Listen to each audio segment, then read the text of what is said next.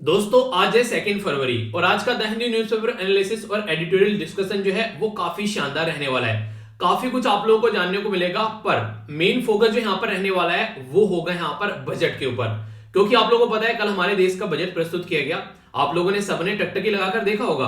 आखिर अगर मैं आप लोगों से पूछूं, being a citizen of India, भारतीय नागरिक होने के नाते आप लोगों को ये बजट कैसा लगा, तो आप लोग इसके बारे में बता सकते हैं। जैसे मैं आप लोगों को रेगुलर बोलता हूं कि आप लोग मुझे लेक्चर देखने के बाद में एक रेटिंग दिया करो कि 10 में से आप लोग कितने मार्क्स मुझे दोगे। अगर सेम बात मैं आप लोगों को आज बजट के बारे में पूछूं तो आप लोग इसको कितने मार्क्स दोगे बजट को, अगर जिस तरीके से आप लोग रेट देने के बारे में बात करें तो।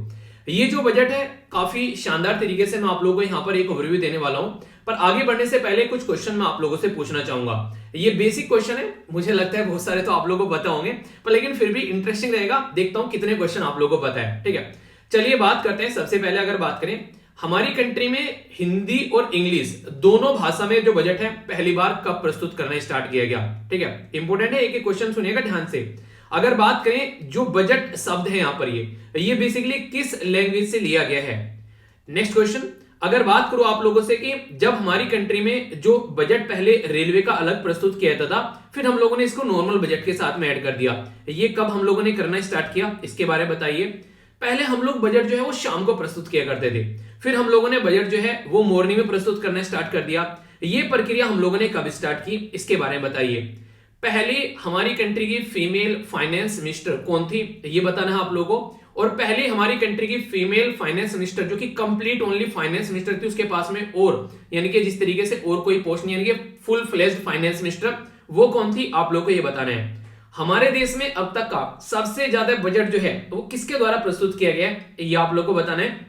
क्वेश्चन सुनते रहिएगा ठीक है, ये मत बोलना कि हाँ कि इस तरीके से, मतलब एक तरीके से बेसिक क्वेश्चन है यार, ये तो पता होना चाहिए देश के बजट के बारे में। अगर आप लोग पढ़ रहे हो, ये छोटी छोटी बातें हैं जो आप लोगों को पता होना चाहिए। सबसे ज्यादा बजट किसके द्वारा प्रस्तुत किए गए, ये है क्वेश्चन बेसिकली। ठीक है, ऐसा नॉर्मल तरीके से आप लोग बता सकते हैं। इसी के साथ में अगर बात करें, जैसे कि आप लोगों को पता है, अगर बात करते हैं हम लोग अपने देश में कि कितने लंबा बजट यहां पर दिया गया, तो सबसे लंबा बजट जो है वो अब तक किसके द्वारा यहां पर दिया गया, यानी कि सबसे ज्यादा जो है किसके द्वारा बोला गया अगर बात करें। और सबसे छोटा जो कि बजट है उसके बारे में आप लोगों से बात करूंगा, वो किसके द्वारा बोला गया, ये आप लोगों को बताना है। क्वेश्चन आ रहे हैं ना समझ में सारे क्वेश्चन, तो ये वो छोटे छोटे क्वेश्चन हैं जो कई बार आप लोगों के छोटे भाई बहन होते हैं ना, वो पूछ लेते हैं कि भैया बहन बता दो यार ये क्या है। आप तो पढ़ रहे हो, यूपीएससी की तैयारी कर रहे हो, ये छोटी छोटी बातें तो पता ही होगी आप लोगों को। आप लोग कहोगे यार ये मतलब बजट तो पढ़ा है, हाँ सारी चीजें पढ़ी है, पर लेकिन रियलिटी में ये क्या होता है इसके बारे में हम लोगों को नहीं पता है। तो बिल्कुल बेसिक से चीजें पढ़ाने वाला हूं। स्टैटिक प्लस करंट पोर्शन आप लोगों का यहाँ पर कवर होगा। और आज का लेक्चर जो है बड़ा ही मीठा सा रहेगा। मीठा सा मतलब आप लोगों को इंटरेस्टिंग लगेगा। क्यों? क्योंकि आज का लेक्चर जो है लीग से थोड़ा हटके होगा। क्योंकि जो भी एडिटोरियल भी जो मैं नॉर्मल आप लोगों को पहले एडिटोरियल कवर करता था, तो आज सारे के सारे जो एडिटोरियल हैं, एक एक एडिटोरियल अगर आप लोग ध्यान से देखेंगे, सब बजट के ऊपर ही आप लोगों को देखने को मिलेंगे। तो मुझे लगा कि क्यों ना आज का लेक्चर थोड़ा सा डिफरेंट तरीके से लेकर चला जाए, जिससे आप लोगों को लेक्चर सुनने में भी मजा आए और आप लोगों का बेस भी क्लियर हो जाए। तो ये मेरी पूरी यहां पर प्रक्रिया रहने वाली है। सबसे पहले आप लोगों को बात करते हैं बजट के बारे में। ठीक है, आप लोगों ने नॉर्मली सुना होगा, अपने कई यारों दोस्तों से सुनते हो यार इस महीने का बजट बिगड़ गया। ठीक है, तो आखिर वो बजट बिगड़ता कैसे और बनता कैसे, पहले ही समझते हैं। बजट बिगड़ेगा कब? बजट बिगड़ेगा तब जब आप लोगों के पास में पैसा होगा। अगर आप लोगों के पास में पैसा ही नहीं होगा तो बजट नहीं बिगड़ेगा। तो सबसे पहला मतलब होता है कि पैसा आना चाहिए। ठीक है, पैसा आना चाहिए, उससे बजट बिगड़ेगा। और फिर पैसा जाना चाहिए, जो कि खर्च करोगे उससे, मतलब बजट आने से बनेगा और जाने से बिगड़ेगा। तो सबसे पहले हमारे पास में मैक्सिमम जो पैसा आप लोगों को देखने को मिलता है, यानी कि कहीं ना कहीं से या तो उधारी हम लोग लेकर आते हैं। ठीक है, एक तरीके से नहीं, हम लोग उधार ले लेते हैं, या फिर हम लोग क्या करते हैं, हम लोग एक तरीके से जो टैक्स होता है वो इकट्ठा करते हैं। तो ये जो पैसा इकट्ठा होकर आता है, हम लोग क्या करते हैं, इसको अपने देश के अंदर कॉन्सोलिडेटेड फंड में रख देते हैं। ठीक है, जिसको अब आप लोग बोलते हैं consolidated fund of India, Hindi में बोलते हैं इसको संचित निधि। ठीक है, तो ये जो फंड होता है, जब ये इकट्ठा हो जाता है, सारा पैसा आप लोगों ने लाया और इकट्ठा कर लिया, टैक्स वगैरह सारी चीजें यहां पर इकट्ठा हो गई, फिर क्या करते हैं, अब यहां पर ऐसा हो गया, ये पैसा एक बक्से के अंदर बंद हो गया। अब इस बक्से की जो ताली है वो है बेसिकली पार्लियामेंट के हाथ में। ये पार्लियामेंट के हाथ में बक्से की ताली है, तो इसी बक्से की ताली को खोलने के लिए ये बजट जो है वो प्रस्तुत किया जाता है। यानी कि मतलब कहने का ये, जो पैसा इकट्ठा किया कॉन्सोलिडेटेड फंड में, वो पैसा चला गया। और ये कॉन्सोलिडेटेड फंड जो है यहाँ पर आर्टिकल 266 के अंदर में आता है, जिसको अंदर से पैसा निकालने के लिए हम लोग बजट लेकर आते हैं। और बजट शब्द नामक कोई भी ऐसा शब्द जो है वो संविधान में आप लोगों को देखने को नहीं मिलेगा। याद रखिएगा, हमारे संविधान का आर्टिकल 112 जो है वो एनुअल फाइनेंशियल स्टेटमेंट के बारे में बात करते हैं। एनुअल फाइनेंशियल स्टेटमेंट के बारे में बात करते हैं, तो ये शब्द आप लोग याद रखिएगा, ये कई बार आप लोगों से पूछे जा चुके हैं। यानी कि जो हमारा कंसोलिडेटेड फंड ऑफ इंडिया है उसमें से पैसा निकालने के लिए हमारी कंट्री में बजट प्रस्तुत किया जाता है और उसके बाद में यहां पर पैसा निकाल पाते हैं। यानी कहने का मतलब ये हो गया कि एक प्रोसीजर है, उसके हिसाब से आप लोग पैसा निकालेंगे, वरना आप लोगों के हाथ में एक फूटी कोड़ी भी नहीं लगेगी। तो ये एक इंपॉर्टेंट प्रोसीजर हो गया। तो बजट क्या है यहाँ पर, कंसोलिडेटेड फंड से पैसा निकालने के लिए, ताकि आने वाले साल में हम लोग जो पैसा खर्च करें वो प्रॉपर वे में पैसा हम लोग खर्च करते रहे, बार बार जाकर यहाँ पर पैसा मांगना ना पड़े। तो एक बार हम लोगों ने पैसा इकट्ठा करके रख लिया कि भाई साहब इसमें तो रेंट जाएगा, इसमें खाने का जाएगा, इसमें पानी का जाएगा, इसमें इंटरनेट का जाएगा, इसमें किताबें लेंगे और इसमें अपना जो थोड़ा बहुत मतलब कपड़े सपड़े कुछ ले आए। तो इस तरीके से आपने पहले अपना पूरा एक बैलेंस बनाकर रख लिया। तो ऐसे ही पहले ही पैसा निकालकर भाई साहब एक बिल पास कराया, एक्ट बन गया, फिर उसके बाद में उसके चलते यहाँ पर मतलब एक तरीके से पूरा प्रोसीजर हो गया कि अब पैसा हमारे पास में अब खर्चा करते रहेंगे। अब खर्चा कहां पर करते रहेंगे और कैसे कैसे करते रहेंगे, तो ये काफी एक इंटरेस्टिंग ये पॉइंट है, इसके ऊपर मैं बाद में आऊंगा। पहले आप लोगों को हिस्ट्री थोड़ी कवर कराता हूं, जिससे ना आप लोग चीजों को अच्छे से कनेक्ट कर पाएंगे। तो वो वाली चीजें मैं आप लोगों को बताता हूं। तो अगर बात करें, सबसे पहले अगर बात करेंगे जो शब्द बजट है, ये बजट जो है ये बोगेट एक वर्ड है फ्रांस का, उससे लिया गया। उसका मतलब होता है एक बैग, ठीक है। यानी कि जैसे आप लोगों ने देखा अरुण जेटली साहब जो हैं वो एक ब्लैक बैग लिए खड़े हुए हैं, ठीक है। तो पहले जो था यहाँ पर ये ब्लैक बैग में बेसिकली बजट को नॉर्मली लेकर आया करते थे, पर लेकिन फिर ये जो प्रक्रिया है ये चेंज कर दी गई। कलर पसंद नहीं आया तो लगा कि ब्लैक की जगह इसको मैरून करते हैं, तो फिर यहाँ पर एक ऐसा कुछ बैग आप लोगों को देखने को मिलेगा। तो फिर यहाँ पर ये मैक्सिमम आप लोगों ने जो देखा है ये इस कलर यहाँ पर लेकर चलने लगे।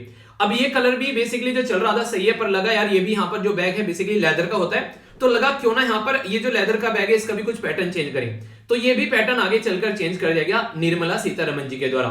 तो हमारी कंट्री में जो फाइनेंस मिनिस्टर निर्मला सीतारमण जी थी उनके द्वारा यहाँ पर बही खाता यहाँ पर बेसिकली लेकर आया गया। ये जो रेड कलर का एक कपड़ा है उस पर हमारा मोहर लगी हुई है बेसिकली, ठीक है। और उसके अंदर यहाँ पर आप लोगों को बजट देखने को मिला। और ये जो प्रक्रिया स्टार्ट की गई यहाँ पर ये 2019 में इनके द्वारा स्टार्ट की गई। इस इंटरेस्टिंग चीज यहाँ पर ये याद रखिएगा, ये जो प्रक्रिया स्टार्ट की गई 2019 में और 2020 में फॉलो की गई, पर लेकिन फिर आगे चलकर यही प्रक्रिया जो है थोड़ी सी और चेंज होगी। उसमें क्या करने लगे इसी प्रक्रिया में, अब यहाँ पर पहले इसके अंदर कागज हुआ करते थे जिनको देखकर हमारी फाइनेंस मिनिस्टर जी जो है वो अपना बजट पढ़ा करती है, पर लेकिन अब यहाँ पर इस कागज की जगह हम लोगों ने टैबलेट रिप्लेस कर दिया। यानी कि अब जो है पिछले 2 साल से, यानी कि 2021 से और 2022 से इसके अंदर अब यहाँ पर टैबलेट रहता है। यानी कि अब हमारा जो बजट है पिछले 2 साल से डिजिटल बजट हो चुका है। तो इंपॉर्टेंट इंफॉर्मेशन है, ये छोटी छोटी बातें हैं, कई बार स्टेटमेंट बनकर आ जाती हैं। यानी कि अब हमारे देश में हम लोग क्या करते हैं, एक डिजिटल फॉर्म में अपना बजट प्रस्तुत करते हैं और ये जो बजट है पूरा आप लोगों को पिछले 2 साल से यहाँ पर देखने को मिल रहा है। तो ये तो होगी बेसिक जो प्रेजेंट टाइम की बातें हैं। अब मैं आप लोगों को थोड़ा सा हिस्ट्री में लेकर चलता हूं बजट की, जो कि इंटरेस्टिंग रहेगा, आप लोग समझिएगा। हमारी कंट्री में जो फर्स्ट फीमेल जो थी उनके द्वारा बजट प्रस्तुत किया गया वो थी इंदिरा गांधी जी, और उस टाइम पर यहाँ पर ये प्राइम मिनिस्टर भी थी और इन्हीं के साथ में फाइनेंस मिनिस्टर भी इन्हीं के पास में हुआ करती थी। पर लेकिन independent full fledged finance minister जो हमारे देश में बनी पहली वो थी निर्मला सीतारमण जी, और 2019 में ये हमारे देश में फाइनेंस मिनिस्टर बनी। और तब से लेके अब तक का इनके द्वारा टोटल मिलाकर 4 बजट ऐसे हैं जो प्रस्तुत किए जा चुके हैं। 2 बही खाता में देखने को आप लोगों को मिले और 2 बजट जो है वो आप लोगों के सामने अभी डिजिटल फॉर्म में यहाँ पर निकल कर आए। तो ये इंटरेस्टिंग फैक्ट है जो कई बार पूछ लिया जाता है कि पहली जो हमारी कंट्री में वुमेन को थी जिनके द्वारा बजट प्रस्तुत किया गया, तो वो थी हमारी कंट्री की फाइनेंस मिनिस्टर भी थी और हमारी कंट्री की प्राइम मिनिस्टर भी थी इंदिरा गांधी जी। तो ये नाम आप लोग याद रखिएगा, इंपॉर्टेंट है, कई बार बन जाता है। एक क्वेश्चन ये बन जाता है कि सबसे ज्यादा बजट जो है वो किसके द्वारा प्रस्तुत किया गया, और एक क्वेश्चन आप लोगों से भी पूछा जा सकता है कि यहाँ पर सबसे ज्यादा शब्द जो है बजट में किसके द्वारा बोले। तो सबसे ज्यादा बजट जो है वो प्रस्तुत किए गए मोरारजी देसाई जी के द्वारा। उनके द्वारा टोटल मिलाकर 10 बजट प्रस्तुत किए गए। एक रिक्वेस्ट है आप लोगों से, पेन और कॉपी लेकर बैठ जाइएगा अगर एग्जाम की आप लोग तैयारी कर रहे हैं, या फिर आप लोग देखिए अगर चीजों को ना अच्छे से याद रखना चाहते हैं, ये चीजों कोशिश किया करो कि अपनी चीजों को नोट डाउन करते रहा करो और उसको A4 साइज की शीट पर इकट्ठा कर लिया करो। इससे क्या रहेगा, आप लोग जहां भी जाओगे कभी भी आप लोग उसको जल्दी से जल्दी रिकॉल कर पाओगे, ठीक है।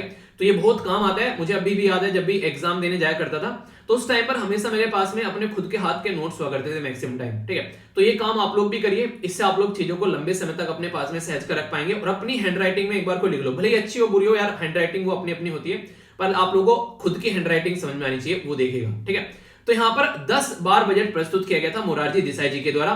उसके बाद में दूसरे नंबर पर आते हैं बेसिकली पी चिदम्बरम साहब, उनके द्वारा 9 बार प्रस्तुत किया गया। और तीसरे नंबर पर आते हैं प्रणब मुखर्जी जी, उनके द्वारा बजट प्रस्तुत किया गया 9 बार। तो ये है यहाँ पर जो कि एक तरीके से बजट के धुरंधर आप लोग बोल सकते हैं, जिनके द्वारा सबसे ज्यादा बजट हमारे देश से प्रस्तुत किया गया।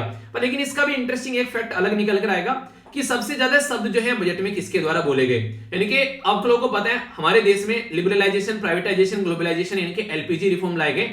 तो उस टाइम पर मनमोहन सिंह जी के द्वारा सबसे बड़ा कारनामा किया गया और उस टाइम पर लगभग 18,650 शब्द यहां पर इनके द्वारा बोले गए। तो सोचो कितने सारे शब्द इनके द्वारा यहां पर बोले गए बजट को प्रस्तुत करने के लिए। पर लेकिन ये भी सबसे बड़ी स्पीच नहीं थी। जी हां, ये सबसे बड़ी स्पीच नहीं थी, भी बात करूंगा। 2018 में अरुण जेटली जी के द्वारा यहां पर, याद रखिएगा, यहां पर 18,604 शब्द बोले गए और यहां पर निर्मला सीतारमण जी के द्वारा 2020 में 13,275 शब्द यहां पर बोले गए। पर लेकिन सबसे ज्यादा जो बड़ी स्पीच देखने को मिली थी वो थी निर्मला सीतारमण जी की। यहां पर 2 घंटे 40 मिनट की लगभग ये स्पीच थी। अब की बार की जो स्पीच है वो लगभग 90 मिनट के अंदर में, यहां पर 90 मिनट के हेरफेर में 90-92 मिनट में पूरी स्पीच जो है वो कंप्लीट यहां पर कर दी गई है। यानी कि अब की बार का जो बजट था वो काफी सस्ते में यहां पर निपट गया, ऐसा आप लोग बोल सकते हैं। सस्ते इन द सेंस वैसे सस्ता नहीं था, वैसे भारी था, बस यहां पर जो स्पीच दी थी वो ज्यादा लंबी नहीं थी। एक तो ये इंपोर्टेंट बात। अब तक का सबसे छोटा जो सबसे छोटा बजट था वो था 1977 का। 1977 का जो बजट था वो ये माना था कि 800 शब्दों में यहां पर ये बजट निपटा दिया गया था फाइनेंस मिनिस्टर जी के द्वारा। उस टाइम पर एचएम जो पाटिल थे फाइनेंस मिनिस्टर साहब। सोचिए आप लोग एक बार को, यूपीएससी का निबंध आप लोग लिखने जाते हैं तो आप लोगों को कितने लिखे जाते हैं वहां पर? 1000 से लेके 1200 शब्द आप लोगों को लिखने होते हैं यूपीएससी के निबंध में। हालांकि वो एक अलग बात है, 2 निबंध आप लोगों को लिखने होते हैं यहाँ पर एक तरीके से, तो एक 125 नंबर के। पर लेकिन सोचिए यहाँ पर बेसिकली 800 शब्द यहाँ पर बोले गए बजट में। तो यहाँ पर इसका मतलब है कि सब बजट जो है वो साइड में कर दिया गया जरा सी देर में। तो ये एक बेसिक इन्फॉर्मेशन है जो कि इंटरेस्टिंग फैक्ट है। ऐसे इंटरेस्टिंग फैक्ट के तौर पर आप लोग इसको समझ सकते हैं। कई बार आप लोगों से छोटी छोटी ये बातें जो है अगर आप लोग याद रखोगे तो कोई कंफ्यूजन देखने को नहीं मिलेगा। ठीक है, तो ये हो गई बेसिक इंपोर्टेंट बात जो कि आप लोग यहां पर याद रख सकते हैं। अब यहां पर कुछ इंपोर्टेंट फैक्ट जो मैं आप लोगों को यहां पर बताना चाहूंगा, ये आप लोगों से क्वेश्चन की फॉर्म में भी कई बार बन जाते हैं और कई बार स्टेटमेंट की फॉर्म में बन जाते हैं। हमारी कंट्री में 1955 तक का जो है जो बजट था वो ओनली इंग्लिश में ही प्रिंट हुआ करता था। पर लेकिन लगा यार अंग्रेज तो चले गए, फिर हम भी अंग्रेजों की प्रवृत्ति क्यों फॉलो कर रहे हैं अब तक, अब तो थोड़ा सा हम लोगों को सुधर जाना चाहिए। तो हम लोगों ने उन चीजों को सुधारा और हम लोगों ने 1956 से यानी कि अगले साल ही हमारा सीना जो है वो 56 इंच चौड़ा हो गया और हम लोगों ने क्या कर दिया, हिंदी और इंग्लिश दोनों में बजट को छाप दिया। तो ये काफी अप्रिशिएट करने लायक बात थी जो कि कहीं ना कहीं आप लोग बोल सकते हैं आगे आने वाले टाइम में कंटिन्यूअसली ये प्रक्रिया जो है वो चलती हुई नजर आई। अब इसके बाद में कुछ और बातें चेंज की गई जो कि मुझे पर्सनली काफी अच्छी लगी और आप लोग भी उसको अप्रिशिएट करोगे जब आप लोग जानोगे। तो वो क्या थी? नेक्स्ट इंपोर्टेंट बात यहां पर ये थी कि हमारा जो बजट है यहाँ पर पहले शाम को प्रस्तुत किया जाता था, शाम को 5 बजे। ठीक है, ये तो मुझे काफी इंटरेस्टिंग लगा और काफी हैरान करने वाली बात थी मेरी, मतलब जो मुझे पहली बार मैंने इसके बारे में पढ़ा था कई साल पहले। ठीक है, तो यहाँ पर नहीं एक तरीके से यहाँ पर कि शाम को क्यों प्रस्तुत करते हैं बजट, तो यहाँ पर जैसे कई सारे यार दोस्त होते हैं बैठे हुए डिस्कशन करने लगते हैं। मुझे लगता था, मैंने कहा शाम को यार ऐसा क्या है 5 बजे में, तो उसके पीछे फिर मैंने जाकर पढ़ा कि भाई साहब हिस्ट्री क्या थी। तो हिस्ट्री ये थी कि आप लोगों को पता है हमारे देश में अंग्रेजों के द्वारा लगभग 200 साल तक रूल किया गया। ठीक है, तो वो क्या करते थे, पहले तो अपने देश में बजट प्रस्तुत करते थे। ठीक है, अपने देश का काम निपटा के जब उनके पास में टाइम बचता था हमारे देश में आकर शाम को हमारा बजट प्रस्तुत हो जाता था यहाँ पर। यानी कि उनके द्वारा हमारे देश में जो बजट प्रस्तुत किया जाता था वो बेसिकली शाम को प्रस्तुत किया जाता था क्योंकि मॉर्निंग में टाइम नहीं रहता था उनके लिए।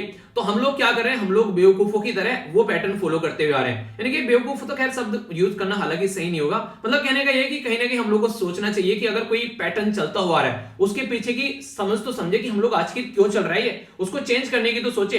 तो हम लोगों ने ये पैटर्न जो है वो 1999 में जाकर चेंज किया कि आखिर क्यों चेंज कर रहे हैं। तो आजादी के हम लोग देख सकते हैं 1947 के बाद में काफी लंबा समय लग गया चीज हम लोग को समझने में। ठीक है, तो ये काफी एक डिफरेंट बात लगी मुझे कि ये तो कम से कम उसी टाइम पर समझना था कि हाँ यार अपना बजट है मॉर्निंग में ही प्रस्तुत करेंगे, पर लेकिन तब भी हम लोग इसको इवनिंग में ही प्रस्तुत करते रहे। तो ये काफी एक डिफरेंट चीज आप लोग को देखने को मिली। ठीक है, तो याद रखिएगा 1999 से यहाँ पर हमारे देश में पहली बार 11 बजे बजट प्रस्तुत करना स्टार्ट किया गया। एक और इंटरेस्टिंग फैक्ट जो आप लोग याद रखिएगा वो ये था, आप लोगों को पता है कि मैक्सिमम जो अंग्रेज जो बजट प्रस्तुत करते थे उसमें सबसे बड़ा जो फोकस एरिया हुआ करता था वो आप लोगों का हुआ करता था क्या, बेसिकली रेलवे का। क्यों? क्योंकि रेलवे सबसे बड़ा उनका इन्वेस्टमेंट था यहाँ पर। उसी में वो हमारी कंट्री में से क्या करते थे, रॉ मटेरियल निकाल कर ले जाया करते थे। बेसिकली क्या करते थे, जैसे कि अगर कोस्टल एरिया में ले जाना रॉ मटेरियल तो उसको देश के अंदर से कोस्टल एरिया तक रॉ मटेरियल ले गए और फिर वहां से जहाज में भरकर अपने देश में ले गए।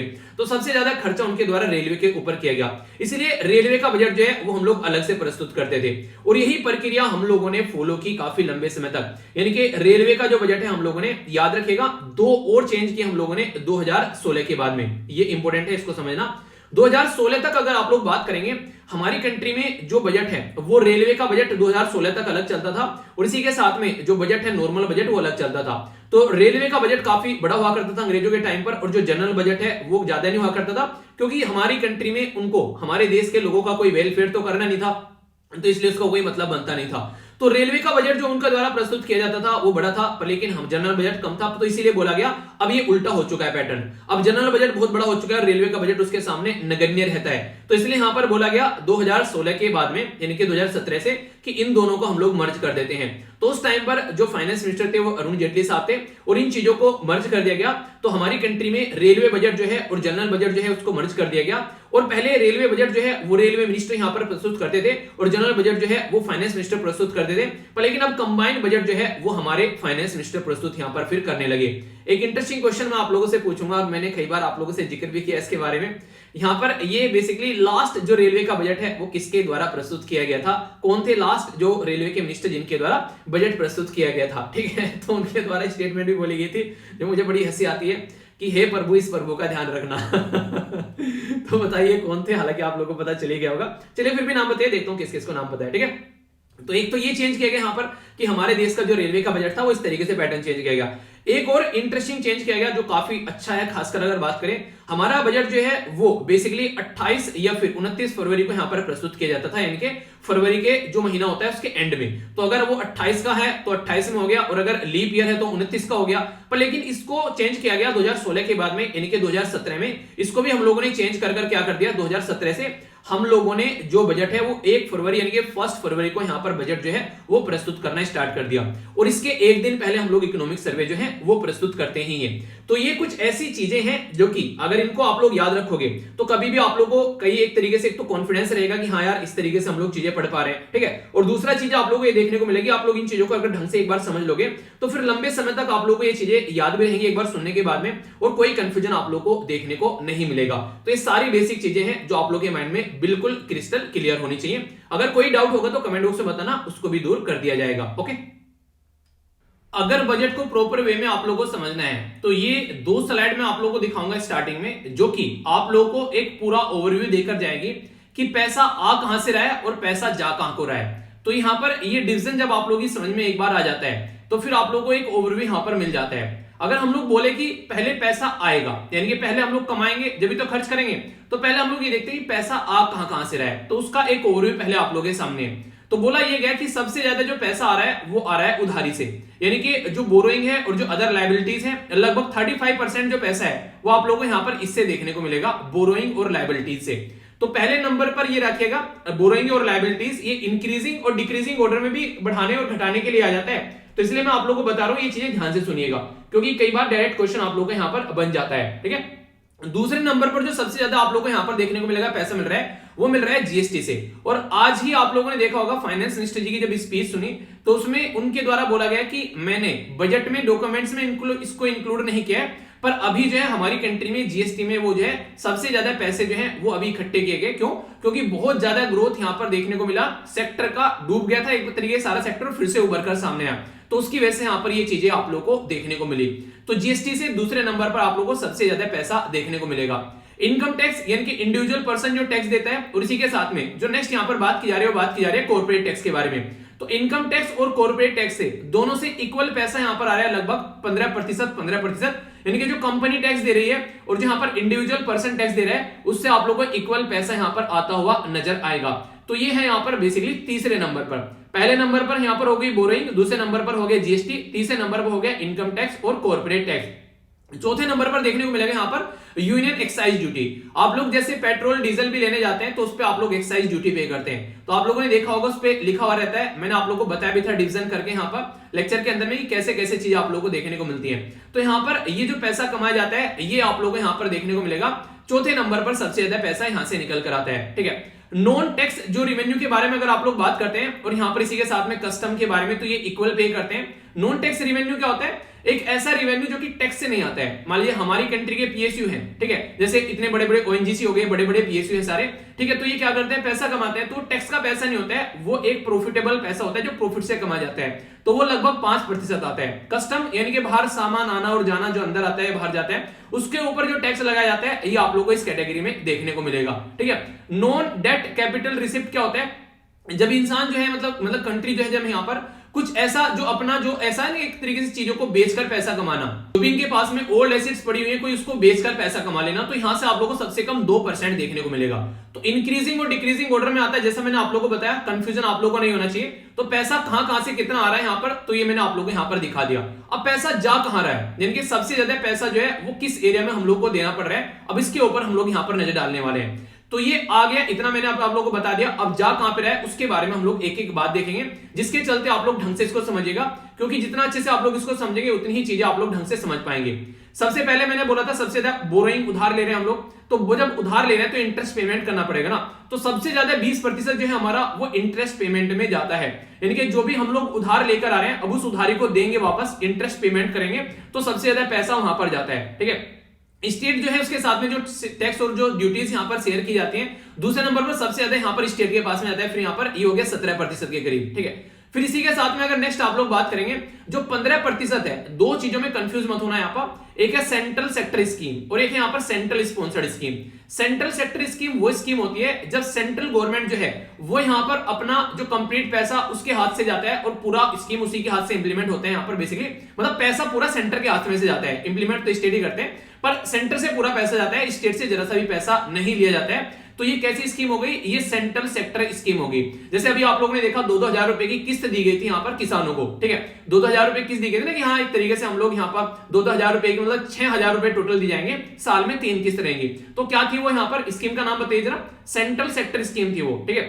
सेंट्रल स्पॉन्सर्ड स्कीम, जो भी स्कीम में सेंट्रल गवर्नमेंट और स्टेट गवर्नमेंट मिलकर काम करे उसको सेंट्रल स्पॉन्सर्ड स्कीम कहते हैं। तो यहां पर सेंट्रल सेक्टर स्कीम में 15% पैसा गया और सेंट्रल स्पॉन्सर्ड स्कीम में 9% पैसा गया।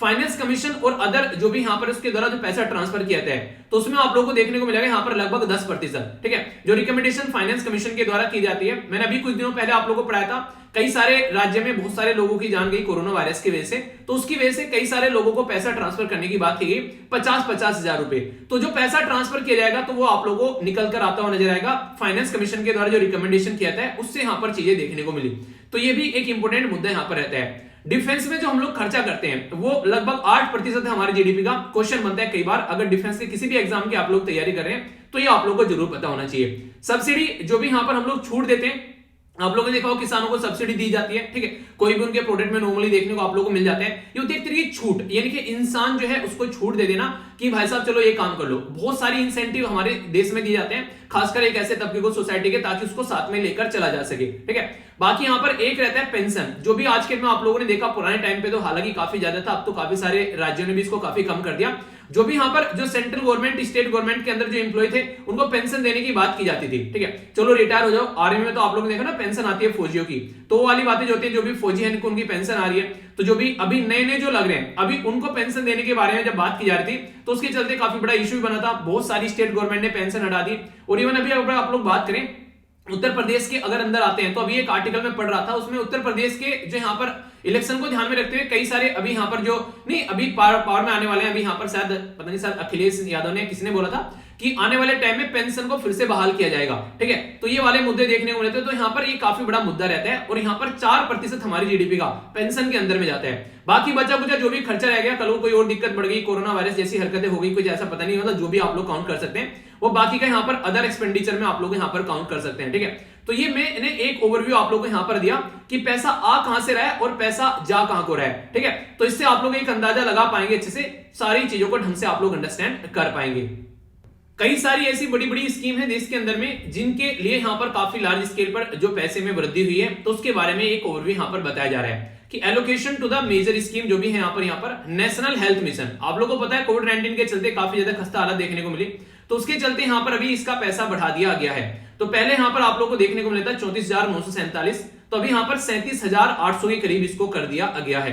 तो इससे काफी फायदा देखने को मिलेगा। जल जीवन जो मिशन है उसके बारे में मैंने कई बार आप लोगों से डिस्कस किया है। तो यहाँ पर भी पहले यहाँ पर था बेसिकली 45,011, अब यहाँ पर ये 60,000 हो गया पैसा, ताकि हर घर जो ढंग से जल की व्यवस्था प्रोवाइड कराई जा सके। तो ये काफी इंपॉर्टेंट देखने को मिला। नेशनल एजुकेशन जो मिशन है, बेसिकली बात करें, नेशनल एजुकेशन पॉलिसी हमारे देश में लेकर आएगी, तो उसके चलते यहां पर अगर उसका इंप्लीमेंट करना है तो रिवेन्यू की जरूरत पड़ेगी, फंड की जरूरत पड़ेगी, तो इसमें भी इंक्रीमेंट यहां पर देखने को मिला। तो इसके चलते यहां पर बात की जा रही है कि जो बेसिकली यहां पर आप लोगों को कितना रहेगा, 30,796 के करीब यहां पर देखने को मिलता था, अब इसको 39 कर दिया गया है। 39,000 रटना नहीं है यार ये चीजें, ठीक है, कभी रटने आप लोग बैठ जाओ तो रटना इनको बिल्कुल भी नहीं है। ओके, पर ये स्कीम जरूर याद रखिएगा, खासकर प्रधानमंत्री ग्राम सड़क जो योजना है, गांव में जो सड़कें बनाई जाती हैं उसके बारे में बात की जा रही है, इसके अंदर भी पैसा बढ़ा है। ठीक है, अगर बात करें प्रधानमंत्री किसान के बारे में मैंने बात की थी अभी स्कीम के बारे में, तो उसके अंदर भी यहां पर पैसा बढ़ाकर दिया जाएगा। तो इसके अंदर 67 था, तो इसके अंदर 68 कर दिया गया यहां पर। ठीक है, तो ये इन करोड़ में है, यहां पर ये करोड़ में हम लोग काउंट कर रहे हैं। ओके, इसी के साथ में यहां पर प्रधानमंत्री जो भारत रोजगार योजना है यहां पर, उसके अंदर भी यहां पर पैसा बढ़ रहा है, और प्रधानमंत्री स्वास्थ्य सुरक्षा योजना के अंदर भी आप लोगों को पैसा बढ़ता हुआ नजर आएगा। कौन सी मिनिस्ट्री को कितना एलोकेशन दिया गया है, काफी इंपॉर्टेंट होता है यहां पर। Ministry of communication, ministry of chemical fertiliser, ministry of agriculture, ministry of rural development, ministry of railway, ministry of home affair, ministry of road transport and highway, ministry of consumer affair and public distribution, और सबसे important है ministry of defence. सबसे ज्यादा पैसा दिया गया यहां पर आप लोगों को मिनिस्ट्री ऑफ डिफेंस के लिए। ठीक है, तो यहां पर देख सकते हैं यहां पर 5,25,166 करोड़ रुपए यहां पर इसको दिए गए हैं। अगर बात करें दूसरे नंबर पर ministry of consumer affair, food and public distribution, यानी कि हमारी कंट्री में अभी आप लोगों ने देखा कई सारे आर्टिकल ऐसे आ रहे थे जिसमें यहां पर जो खासकर हम लोग क्या करने वाले हैं, रॉ मटेरियल को एक पैकेट प्रोडक्ट में प्रोवाइड कराएंगे, ताकि हमारे देश का भी कोई प्रोडक्ट जो है उस लेवल पर माना जाए जिसको हम लोग यूज कर सके इंटरनेशनल लेवल पर अपनी प्रोडक्ट को। ठीक है, तो इसमें लगभग 2 लाख करोड़ के करीब आप लोग को देखने को मिलेगा। Ministry of railway 1,99,000 crore, ministry of home affair यहां पर 1,85,000 करोड़, इसी के साथ में ministry of railway 1,40,000, ministry of rural development 1,38,000 और ministry of agriculture 1,32,000, ministry of chemical fertiliser 1 lakh के करीब। डिफेंस में इतना क्यों दिया गया? अभी मैंने आप लोगों से डिस्कस किया था कि हमारे देश में से अभी फिलीपींस के द्वारा बोला गया कि ब्रह्मोस मिसाइल खरीदेगा, तो आने वाले टाइम में अगर आप लोग चाहते हैं कि हम लोग आने वाले टाइम में एक हब बने, तो उसके चलते ये सारी चीजें काफी ज्यादा इंपॉर्टेंट हो जाती है। तो इसके बारे में आप लोग याद रख सकते हैं, काफी इंपॉर्टेंट ये मुद्दा बन जाता है। कोई कंफ्यूजन आप लोग के माइंड में नहीं रहेगा, तो आप लोग चीजों को ढंग से समझ भी पाएंगे। अब ये तो आप लोग की समझ में आ गया कहां से पैसा आ रहा है और कहां को पैसा जा रहा है, पूरा डिटेल में आप लोगों को पता चल गया। अब यहां से आप लोगों के सामने कुछ इंटरेस्टिंग फैक्ट्स और फिगर आप लोग के आने स्टार्ट होंगे, जिनको आप लोग अच्छे से समझिएगा, और ये ऐसी चीजें जो आगे भी एडिटोरियल वगैरह आएंगी उसमें भी आप लोगों को चीजें देखने को मिलेगी। इन्हें कहने का मतलब यहां पर यह है कि अब आप लोगों के सामने जो फैक्ट्स और फिगर आने वाले हैं वो काफी इंटरेस्टिंग होने वाले हैं, और उनको आप लोग जैसे कि आंसर राइटिंग आएगा वो सब चीजें आएंगे, तो उनमें भी कई बार ये फैक्ट्स फिगर जो है आप लोग यूज कर सकते हैं। तो इसलिए इनको थोड़ा सा आप ध्यान से सुनिएगा। आज का जो न्यूज़पेपर है उसका ये फ्रंट पेज आप लोगों को देखने को मिलेगा, तो इसी के ऊपर यहाँ पर ये कार्टून आप लोगों को छपा हुआ नजर आता है। तो इस कार्टून में क्या क्या बातें बताई गई हैं वो मैं आप लोगों को यहाँ पर बताने वाला हूँ। बेसिकली यहाँ पर दिखाने की कोशिश की गई कौन कौन से ऐसे एरिया हैं जिनको फाइनेंस मिनिस्टर जी अपने हाथ में लेकर चल रही है और उनको सपोर्ट करने की बात की जा रही है, और बहुत सारे ऐसे एरिया जिनको छोड़ दिया गया है डूबने के लिए, ऐसा यहाँ पर दिखाने की कोशिश की जा रही है। कई सारे लोगों ने बजट को एप्रिशिएट किया और कई सारे लोग जो हैं वो बजट को बेसिकली बोल रहे हैं कि कुछ भी नहीं रखा बजट में, खासकर आम लोगों के लिए। यानी कि आम लोग जो हैं वो तो खासकर बोला कि झल्ला गए आम लोग की बोल रहे हैं कि हमारे लिए बजट में था ही नहीं कुछ, क्योंकि मैक्सिमम जो आम लोग रहते हैं उनका फोकस रहता है कि टैक्स के स्लैब में कुछ चेंज किया जाए, पर लेकिन उसके बारे में कुछ बोला ही नहीं फाइनेंस मिनिस्टर जी के द्वारा। उनके द्वारा ये बोला गया कि सॉरी मैं ऐसा नहीं कर सकती, क्योंकि ऑलरेडी देश जो है वो सही डायरेक्शन में नहीं चल रहा है। ठीक है, तो ये समझिएगा।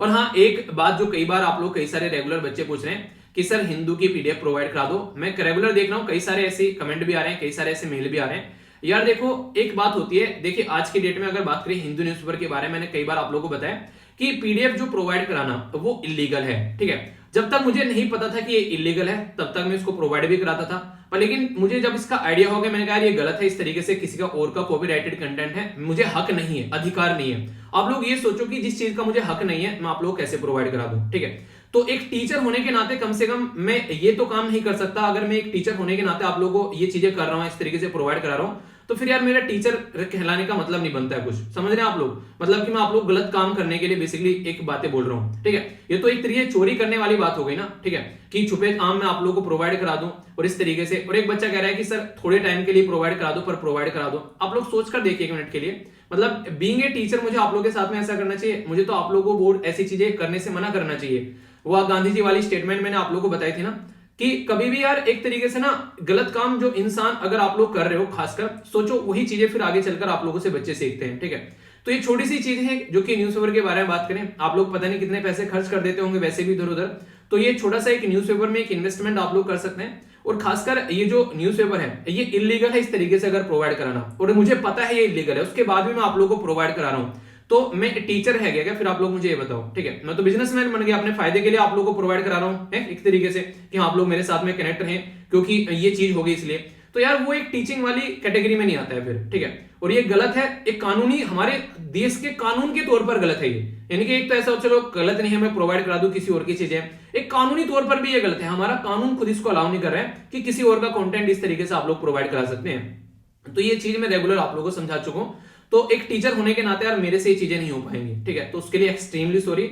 हाँ, जितना मेरे से हो पा रहा है मैं ये पीडीएफ आप लोगों को प्रोवाइड कराता हूं जिसमें सारी चीजें ऑलरेडी हैं, तो वो चीजें आप लोग देख सकते हैं, इनको आप लोग एंजॉय कीजिए, इसमें कोई दिक्कत नहीं है। और सारी चीजें इतनी इंपॉर्टेंट होती हैं, 2 वीडियो आप लोगों को रेगुलर देखने को मिलती है, उसमें इतना कंटेंट मैं प्रोवाइड करा देता हूं जिसमें स्टैटिक और प्लस आप लोगों का करंट, अगर उसको कवर कर लेंगे ना यार, मैं लिखकर गारंटी दे सकता हूं, आप लोग स्टाम्प पेपर पर लिखवा लो मेरे से कि इतना सारा चीजें इतने शानदार तरीके से कवर हो जाएगी कि इवन आंसर राइटिंग में, ऐसे राइटिंग में भी आप लोगों को दिक्कत नहीं होगी। ऑब्जेक्टिव टाइप क्वेश्चन तो बहुत दूर की बात होगी, ठीक है? तो इससे आप लोग समझिए, तो जितना प्रोवाइड करा रहा हूं उसको आप लोग ढंग से कवर कर लो, तो कोई भी टेंशन आप लोगों को देखने को नहीं मिलेगी। आई होप कि आप लोग ये बातें समझेंगे। तो इलीगल चीजों से ना तो खुद करनी है, और दूसरे भी अगर कोई करे तो आप लोग उसको भी बेसिकली अपने आप से आप लोग सोचे कि ये सही है या फिर गलत है। तो मैं एक टीचर होने के नाते यार ये बातें बोल रहा हूं बस, ठीक है? रेगुलरली ये चीजें देख रहा हूं मैं, और कई सारे बच्चे तो आंसर राइटिंग ग्रुप में भी कई सारे टेलीग्राम के लिंक पोस्ट कर देते हैं कि यहां से जाकर डाउनलोड कर लो, ठीक है? यार मत करो ये चीजें, ठीक है? पर्सनली बोल रहा हूं मत करो, क्योंकि इलीगल चीजें हैं तो क्या फायदा उन चीजों का, थोड़ी मोटी चीजों को इस तरीके से लेके चल रहे हो, तो ये मत करो चीजें, ठीक है? रिक्वेस्ट कर रहा हूं थोड़ा सा, ओके?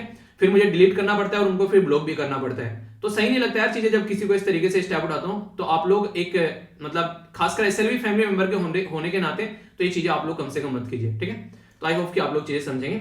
आइए अब आगे चलते हैं, बहुत ही डिटेल में बहुत सारी बातें बताऊंगा, एक एक पॉइंट आप लोग के क्रिस्टल क्लियर होना चाहिए, ठीक है? सबसे पहले हम लोग बात करें तो आज की डेट में अगर आप लोग बात करेगा, इंपॉर्टेंट बात जो बोली गई यहाँ पर कई सारी छोटी छोटी बातें आप लोगों को देखने को मिलेगी, जैसे कि यहाँ पर फाइनेंशियल इंक्लूजन के बारे में बात की जा रही है। तो शब्द अपने में ही ये काफी इंपॉर्टेंट है, फाइनेंशियल इंक्लूजन। जिसने पहली बार सुना होगा उसको समझ में नहीं आएगा फाइनेंशियल इंक्लूजन क्या है। फाइनेंशियल इंक्लूजन होता है कि एक तरीके से बैंकिंग सिस्टम के दायरे में उन लोगों को भी लेकर आना, दूरदराज वाले लोगों को जिनके अकाउंट वगैरह नहीं है, तो उनको गवर्नमेंट की जो स्कीम्स है उनका फायदा पहुंच सके, उनके बैंक अकाउंट खुल सके, उनको बैंकिंग फैसिलिटी अवेलेबल हो सके।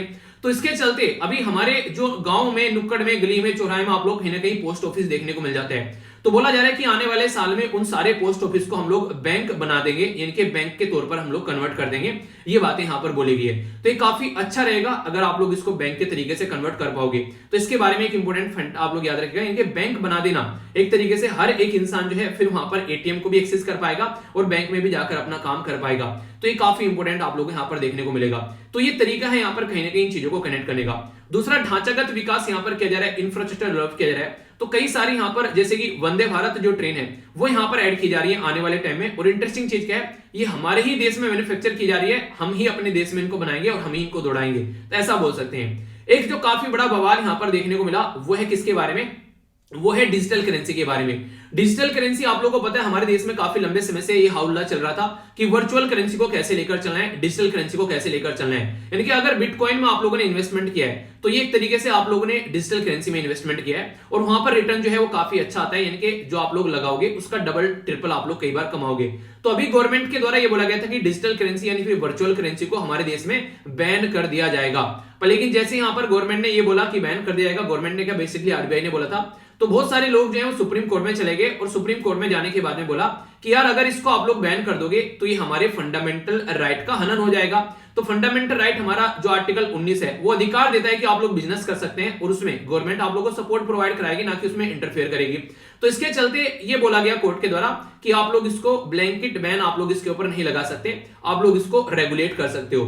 तो रेगुलेट करने के बारे में अभी गवर्नमेंट ने कोई स्टेप तो उठाया नहीं था, पर लेकिन हाँ बैकग्राउंड आप लोग बोलोगे यहाँ पर एक स्टेप उठा लिया गया जो कि अब यहाँ पर रेगुलेशन की कैटेगरी में आएगा। वो क्या है, वो है ये बोला गया कि 30% टैक्स यहाँ पर लगाया जाएगा जो भी डिजिटल करेंसी के थ्रू अपनी कमाई कर रहे हैं, यानी कि जैसे कि यहाँ पर क्रिप्टो करेंसी वगैरह हो गया या फिर नॉन जो फंजेबल जो टोकन्स है यहाँ पर इस तरीके से जो डिजिटल करेंसी की कैटेगरी में आते हैं, यानी कि जो भी पैसा आप लोग कमा रहे हो, मान लीजिए आप लोगों ने 100 रुपीज कमाया तो उसमें आप लोगों को 30 रुपए जो है अब गवर्नमेंट को पे करने पड़ेंगे।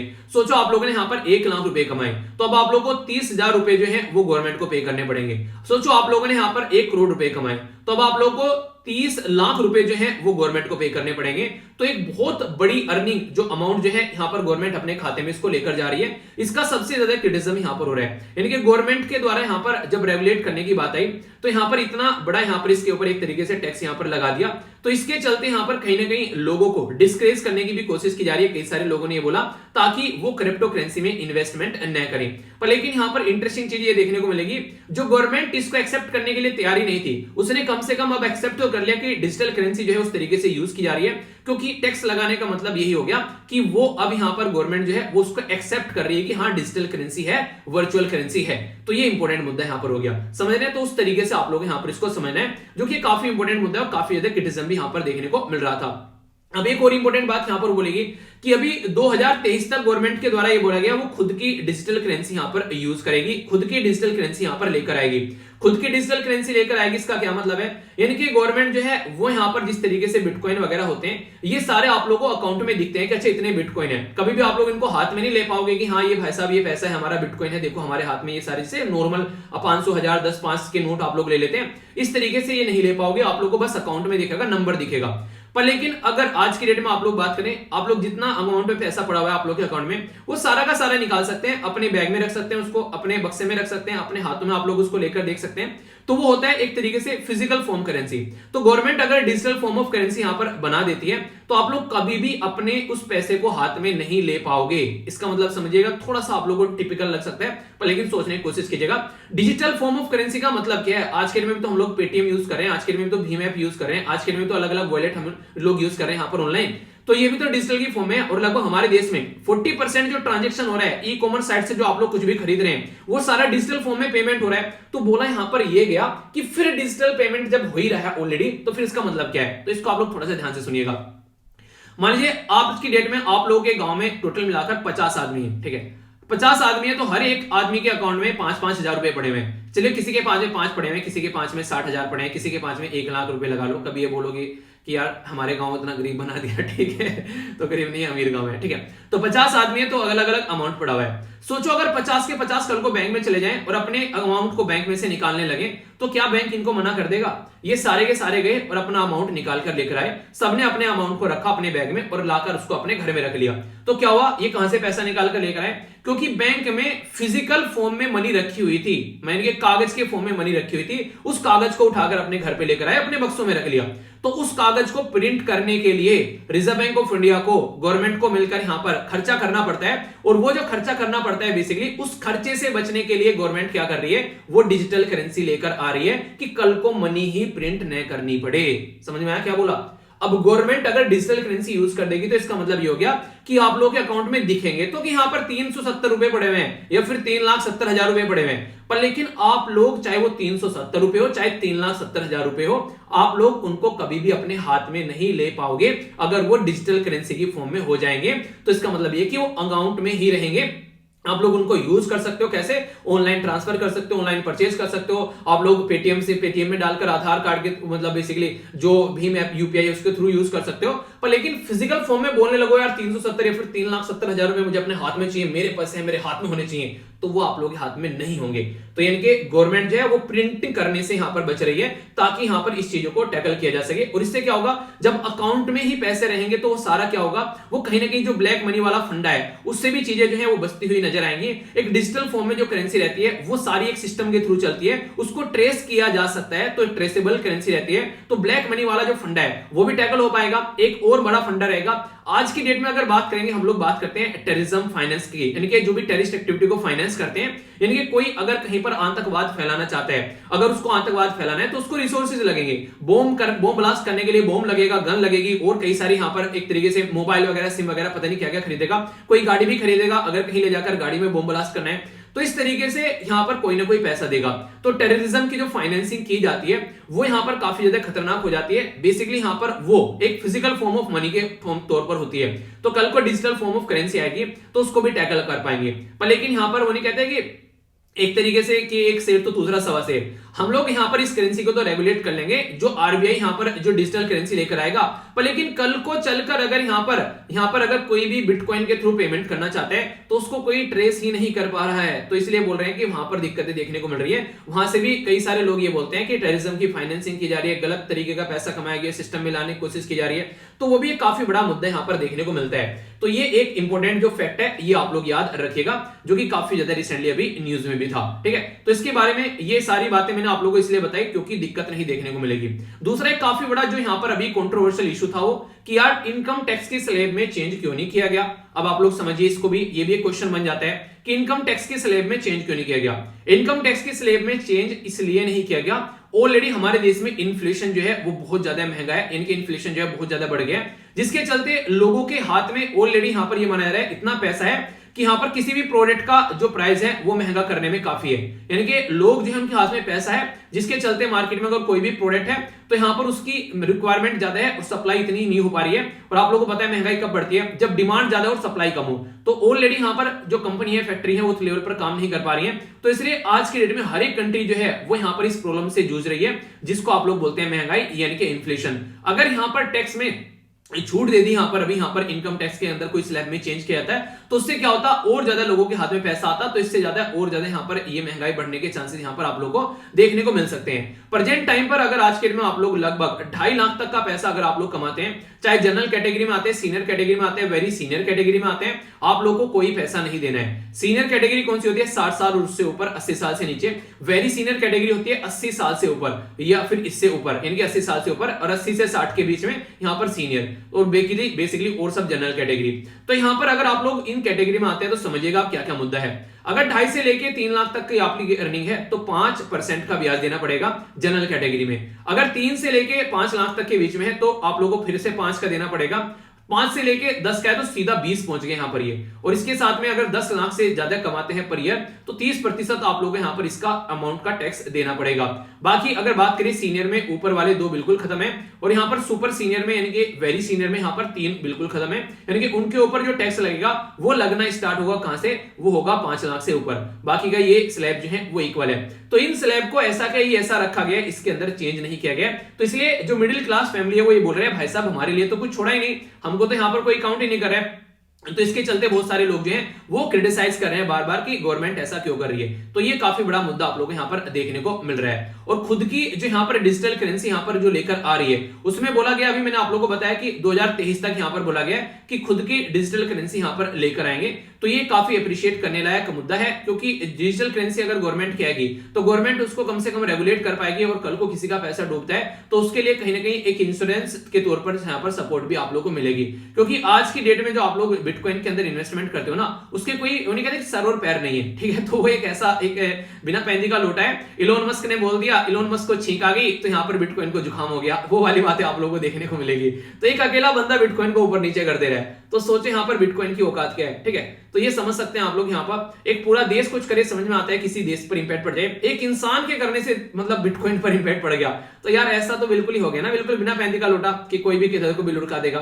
ठीक है, तो इसलिए यहां पर उसके तहत जो है वो काफी ज्यादा एक खतरनाक होता है, एक ऐसा इन्वेस्टमेंट बनाता है जहां पर जो रिस्क काफी हाई रहता है। ठीक है, इसी के साथ में काफी आसान तरीका करने की कोशिश की जा रही है, जो कि यहां पर जो ई पासपोर्ट आप लोगों को देखने को मिलेगा आने वाले टाइम में, तो उसको एक अप्रिशिएट करने लायक मूव आप लोग बोल सकते हैं देश के अंदर में। हमारे देश में ई पासपोर्ट आप लोगों को यहां पर नजर आएगा। तो ये काफी एक इंटरेस्टिंग फैक्ट लगा मुझे, जो कि आप लोगों को पता होना चाहिए।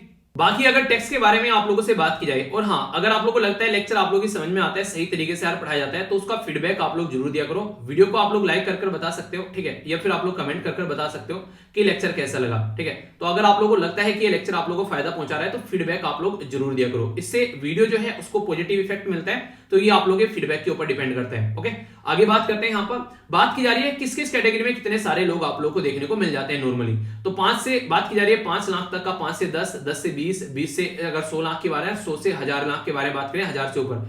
तो यहां पर ये कुछ दिखाई गई है बेसिकली रिटर्न जो काउंट हो रहा है। तो ये हालांकि रिटर्न नहीं, हल्का सा आइडिया रख सकते हैं, पर लेकिन ये वाला जो है ये टैक्स वाला ये इंपोर्टेंट हो जाता है।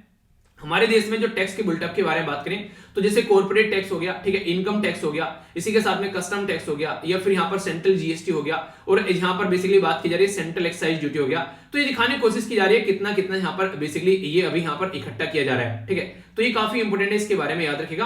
तो सबसे ऊपर जो आप लोग यहाँ पर देखने को मिल रहा है, ये क्या है यहाँ पर, ये है कस्टम, ये जो सेंट्रल जीएसटी, ठीक है। तो सेंट्रल जीएसटी देखने को मिलेगा, सबसे नीचे आप लोग कस्टम नजर आएगा, ठीक है। इसी के साथ में यहाँ पर अगर बात करें जो ये वाला है, ये फिर आप लोग यहाँ पर सेंट्रल एक्साइज देखने को मिलेगा, और ऊपर जो दोनों हो गए यहाँ पर ये आप लोगों को कॉर्पोरेशन टैक्स और इनकम टैक्स नजर आ जाएंगे, ठीक है। तो ये बेसिक चीज है। बाकी बेस इफेक्ट ये आप लोगों को जो देखने को मिलेगा, बोला जा रहा है कि यहाँ पर बढ़ गया है फिलहाल के टाइम पर अभी, तो ये आप लोग यहाँ पर देख पा रहे हैं। टैक्स जो है वो यहाँ पर अच्छे खासे लोग आज के डेट में टैक्स पे कर रहे हैं। और बात करें यहाँ पर ये इंपोर्टेंट ऐसा क्वेश्चन आप लोगों से बन जाता है, हमारा जो जीडीपी है जिसको आप लोगों को ग्रोस डोमेस्टिक प्रोडक्ट बोलते हैं, उसमें टैक्स का शेयर कितना आप लोगों को देखने को मिलेगा, ठीक है। तो ये याद रखिएगा, ये आप लोगों को 10.3 के करीब यहाँ पर बेसिकली बात की जा रही है, ठीक है। तो यहाँ पर जो चार्ट शो कर रहा है ग्रोस टैक्स जो है यहाँ पर परसेंटेज ऑफ द जीडीपी, तो वो यहाँ पर 10.4%। तो डायरेक्ट क्वेश्चन आप लोगों से बन जाएगा। ये यहाँ पर पिक्चर क्या दिखा रही है कि यहाँ पर जो कॉमन पर्सन है उसकी जान ले ली, ठीक है। यहाँ पर अभी बताया ना कि कॉमन लोग ये बोलेंगे हमारे लिए क्या है, ठीक है, इसमें तो कुछ हमारे लिए है ही नहीं है, तो यहाँ पर तो बिल्कुल कहानी खराब होगी। तो यहाँ पर इसके चलते काफी ज्यादा क्रिटिसिज्म यहाँ पर इसका हो रहा है। कंट्री में अगर ग्रोथ के बारे में बात करें तो ग्रोथ जो बताई गई है वो बोली गई 9.2% रहने वाली है बजट में, जो फाइनेंशियल ईयर आप लोगों को देखने को मिलने वाला है। तो ये एक अप्रिशिएट करने लायक मुद्दा है कि हमारे देश की ग्रोथ जो है वो अच्छी खासी देखने को मिलेगी आने वाले टाइम में। 5G सर्विस को रोल आउट करने की बात की जा रही है, तो शानदार तरीके से 5G सर्विस आप लोगों को आने वाले टाइम में देखने को मिलने वाली है, और हमारा देश दुनिया के साथ में 5G सर्विस लॉन्च कर रहा है। वरना 4G हो गया, 3G हो गया, जब दुनिया उसको घिस-पिट कर परेशान कर देती थी, बिल्कुल बर्बाद कर देती थी, तब हमारे देश में आता था कि लो तुम भी यूज कर लो। और BSNL जिसको डूबता सितारा कहते थे, उसको अच्छा खासा पैसा यहाँ पर दिया जा रहा है, लगभग 44,720 करोड़ के करीब यहाँ पर रुपए दिया जा रहा है BSNL के द्वारा, ताकि BSNL भी अपने पैरों पर खड़ा हो सके और यहाँ पर इसको भी अच्छे से ढंग से यूटिलाइज किया जा सके। तो ये आप लोगों को प्रोसीजर देखने को मिलेगा। तो 5G सर्विस आने वाले टाइम में काफी बड़ा धमाल देश के अंदर मचाने वाली है। ग्रीन बॉन्ड यहाँ पर बेसिकली आप लोगों को देखने को मिलेंगे। हमारे देश में जब यहाँ पर कॉन्फ्रेंस ऑफ पार्टी 26 हो रही थी, बेसिकली हमारा देश जब गया यहाँ पर यूके के अंदर में ग्लासगो में, तो उसमें हमारे देश के द्वारा बोला गया कि नेट जीरो जो है बेसिकली कार्बन एमिशन 2070 तक यहाँ पर ये करने वाले हैं। तो उसके लिए यहाँ पर काम किया जा रहा है ग्रीन बॉन्ड में, यानी कि एक तरीके से आप लोग क्या करेंगे, आने वाले टाइम में इन्वेस्टमेंट कर सकते हैं ग्रीन बॉन्ड में, जो कि यहाँ पर इन्वायरमेंट के पॉइंट ऑफ से यूज किया जाएगा पैसा, और उसके अंदर अच्छा खासा रिटर्न आप लोगों को देखने को यहाँ पर मिल सकता है। तो जनता को यहाँ पर पार्टिसिपेट करने के लिए बोला जाएगा, ताकि जनता जो है वो अच्छे से यहाँ पर पार्टिसिपेट करे, और आने वाले टाइम में आप लोगों को यहाँ पर ये सारी चीजें प्रॉपर वे में होती नजर आई। तो ये होता क्या है, नॉर्मली सबसे बड़ी जो दिक्कत देखने को मिलती है, गवर्नमेंट के पास में पैसा नहीं रहता है। तो गवर्नमेंट के पास में अगर पैसा होगा तो अच्छे से हम लोग काम कर पाएंगे। आप लोगों को मैं बताऊं, हमारे देश में अभी बोला गया है कि 5 ट्रिलियन इकोनॉमी बनानी है हम लोग को आने वाले टाइम में, और कब तक बोला गया है, 2026 तक बोला गया इसको 5 ट्रिलियन की इकोनॉमी बनाने के लिए। तो आज की डेट में हमारा बजट लगभग पता है कितना है, लगभग 500 बिलियन के करीब आप लोग को देखने को मिलेगा। 500 बिलियन डॉलर का लगभग हमारा बजट है। मोटे मोटे तौर पर बोलूं तो आप लोग 40 लाख करोड़ यहां पर इसको बोल सकते हैं। तो ये जो 40 लाख करोड़ का जो बजट आप लोगों को यहां पर देखने को मिल रहा है, इसमें जो हमारे पास में रहेगा वो लगभग आप लोगों को 23 लाख करोड़ के करीब देखने को मिलेगा। बाकी का जो बचा हुआ लगभग 17 लाख करोड़ के करीब जो है वो गवर्नमेंट क्या करती है, इस तरीके से बॉन्ड इश्यू कर यहाँ पर ये मार्केट से बोरिंग करती है। तो इसलिए बोलते हैं आमदनी 98 और खर्च रुपया। तो ये काफी बड़ी दिक्कत यहाँ पर देखने को मिलती है। तो ढांचागत जो विकास होने वाला है उस पर काफी ज्यादा खर्चा गवर्नमेंट के द्वारा किया जाएगा। तो इसके चलते अभी जब ढांचागत पे विकास के बारे में बात करते हैं, तो गवर्नमेंट जो है यहाँ पर जब खर्चे के बारे में बात करती है, तो मार्केट नहीं कहते, एक तरीके से जो स्टॉक एक्सचेंज है उनकी मार्केट में हवा बन गई। तो हवा इसलिए बन जाती है क्योंकि पता है कि अब ढांचागत विकास पर खर्चा किया जाएगा, तो स्टॉक एक्सचेंज जो है वो आसमान छूने लगता है, क्योंकि उसको पता है कि अब यहाँ पर खर्चा किया जाएगा। तो उसके चलते यहाँ पर ये चीजें आप लोगों को देखने को मिलती है। और यही बात यहाँ पर देखने को मिली भी, यहाँ पर बोला गया जो यहाँ पर सेंसेक्स है वो 1.46% जो है वो यहाँ पर आप लोगों को देखने को मिलेगा, बढ़ गया एकदम, जब पता चला ऐसा कुछ होने वाला है। ठीक है, तो ये है मुद्दा देखने को मिलेगा। बाकी यहाँ पर अगर कोई कंपनी है वो एग्जिट करना चाहती है तो उसके लिए एक सपोर्ट प्रोवाइड कराई जा रही है, जिसको CPAC बोला गया है। ठीक है, बताइए इसकी फुल फॉर्म बताइए चलिए आप लोग। ये ऐसी चीजें हैं जो छोटी छोटी चीजें कई बार क्वेश्चन बन जाती है। ओके, आगे यहाँ पर कहां पर क्या क्या चीजें हैं, थोड़ा सा एक यहाँ पर दिखाया गया कि इंटरेस्ट कितना है, ट्रांसफर कितने किया जाएगा स्टेट को, तो वो पूरा पैसा यहाँ पर दिखाया गया है। पेंशन में कितना पैसा दिया जाएगा, ठीक है, तो ये बेसिकली रूरल एरिया में कितना पैसा दिया गया है। तो ये यहाँ पर मैंने आप लोगों को बताया था कि कितने % यहाँ पर कहां पर जा रहा है। तो यहाँ पर उसको एक तरीके से दिखाने की कोशिश की जा रही है कि यहाँ पर आज के डेट में कहां पर कितना बढ़ रहा है और कहां पर कितना घट रहा है। तो ये है यहाँ पर। तो डिफेंस को शानदार तरीके से हमारी कंट्री में भी यहाँ पर पैसा दिया जा रहा है, जो कि अप्रिशिएट करने लायक भी है। आज के टाइम पे अगर चीजों को ध्यान में रखते हम लोग चले, जैसे पड़ोसी देश हमारे आज के डेट में उन्हें गुर्रा रहे हैं, तो उनको थोड़ा सा शांत रखने के लिए डिफेंस पर खर्च करना जो है वो काफी ज्यादा जरूरी भी यहाँ पर हो जाता है। कुछ गांव वाले एरिया के बारे में आप लोगों से कोई पूछे अगर यहाँ पर, तो याद रखिएगा यहाँ पर एमजी नरेगा में यहाँ पर इन्वेस्टमेंट जो है वो काफी ज्यादा कम कर दिया गया है, जिससे लोग जो है वो काफी ज्यादा परेशान है। क्योंकि एमजी नरेगा ही यहाँ पर काम आ रहा था। जब यहाँ पर लोग शहरों से गांव में पहुंचे, तो गांव में जाने के बाद में जब लगा कि उनकी जिंदगी जो है वो यहाँ पर शहरों में अब टिकने लायक नहीं बची है, तो गांव में अगर जाना है तो गांव में उनकी रिक्वायरमेंट यहाँ पर जो है उसके हिसाब से अगर बात करें, तो ये इशू आप लोग यहाँ पर देखने को मिला कि एमजी नरेगा में पैसा नहीं था और उसको अब और कम कर दिया गया है। हायर एजुकेशन पर इन्वेस्टमेंट थोड़ा सा बढ़ाया गया यहाँ पर अगर गांव वाले एरिया में बात करें। इसी के साथ में रूरल डेवलपमेंट का जो काम है उसके तहत भी यहाँ पर आप लोगों को देखने को मिलेगा कोई ज्यादा चीजें अच्छी आप लोगों को देखने को नहीं मिलेगी। ठीक है, स्कूल एजुकेशन के ऊपर भी थोड़ा सा काम यहाँ पर किया गया, उसमें जो लगभग 1.6% इंप्रूवमेंट हुआ है, और सोशल वेलफेयर जो स्कीम थी उनमें थोड़ा सा आप लोगों को ठीक ठाक इंप्रूवमेंट होता हुआ नजर आएगा। तो ये यहाँ पर मुद्दा है जिसको आप लोग समझ सकते हैं।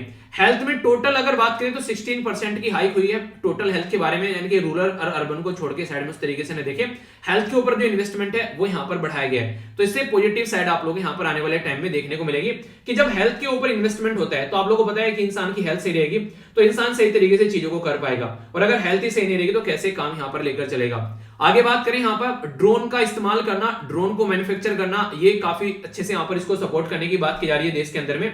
और इसी के साथ में यहाँ पर जो स्किल जो है, हाँ स्किलिंग की जाएगी, इंडस्ट्रियल जो ट्रेनिंग इंस्टीट्यूट है खासकर आईटीआई के अंदर में, ताकि चीजों को आगे लेकर चला जा सके। तो ड्रोन जो है उनको ढंग से इस्तेमाल करने की कोशिश में यहाँ पर की जाएगी। तो एप्लीकेशन वगैरह और कहां पर क्या क्या चीजें ले सकते हैं, क्योंकि आप लोगों को याद होगा मैंने आप लोगों को बताया था कि आने वाले टाइम में यहाँ पर ड्रोन को यूज करने की बात की जा रही है एग्रीकल्चर के अंदर भी, जमीन को मैप करने के लिए भी। और मैंने आप लोगों को तो पढ़ाया था पूरा, यहाँ पर जो शाम को वीडियो आती है 8:30 बजे, उसमें मैंने एक पूरा आर्टिकल डिस्कस किया था एग्रीकल्चर में कैसे हम लोग टेक्नोलॉजी का इस्तेमाल कर सकते हैं, और मेन फोकस पूरा वहां पर ड्रोन के ऊपर रहा था। ठीक है, तो ये समझिएगा।